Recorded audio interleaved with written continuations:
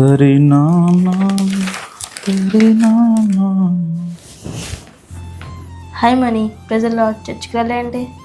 చిన్నగా చిన్నగా ఏం చెప్పాను, మా డాడీ చదివిస్తాం వేరే సంఘాన్ని తీసుకెళ్ళాడు. వేరే సంగమా? అదేంటి? కొత్తగా స్టార్ట్ అయింది కదా డిజిటల్ చర్చ్, అక్కడికి వెళ్తున్నాం. అయ్యో, అక్కడికి వెళ్ళి నేర్చుకుంటాం మనీ. అది నాకు తెలుసు, మా నాన్నతో ఎవరు వాదించగలుగుతారు. అవునా, ఐడియా ఏరా.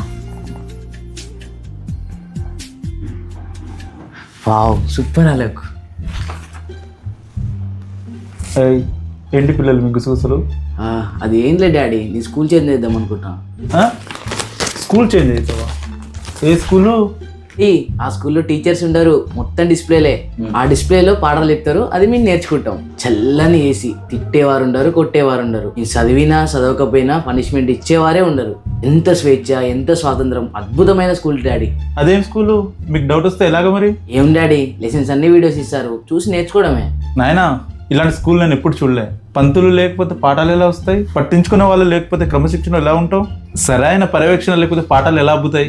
ఏం బాబు అలోకు, నీది అదే స్కూలా? అవును అంకుల్, మీ స్టాండర్డ్స్ కి తగ్గట్టే ఉంది కదా. ఏసీలు కావాలి, డిజిటల్ డిస్ప్లేలు కావాలి, మీరు కోరుకున్నాయేగా. నేను కోరుకున్నానా? అవును డాడీ, నువ్వు కోరుకున్నదే. మన పాస్టర్ గారు అయితే గద్దించి వాక్యం చెప్తారని, బుద్ధి చెప్తారని, పట్టించుకుంటారని, పర్యవేక్షిస్తారని, ప్రశ్నిస్తారని, ఆత్మీయ స్థితిలో పడిపోతే హెచ్చరిస్తారని, ఎంత కష్టంగా ఉందనే కదా సంఘాన్ని మార్చేసింది. డిజిటల్ సంఘంలో అయితే మీకు ఫ్రీడమ్ దొరుకుతుంది. మాకు వద్దా డాడీ ఫ్రీడము. బాబా, టీచర్ లేని స్కూల్లో చదివితే జీతాలు పాడైతాయి. బాబా అంకుల్, పాస్టర్ లేని సంఘాలకు వెళ్తే ఆత్మ నశించిపోతాయి. సరే నాయన, ఫ్రీడమ్ వద్దు, క్రమశిక్షణ వద్దు. ఇక మీదట మనం పాత సంఘానికి వెళ్దాం, ఓకే కదా?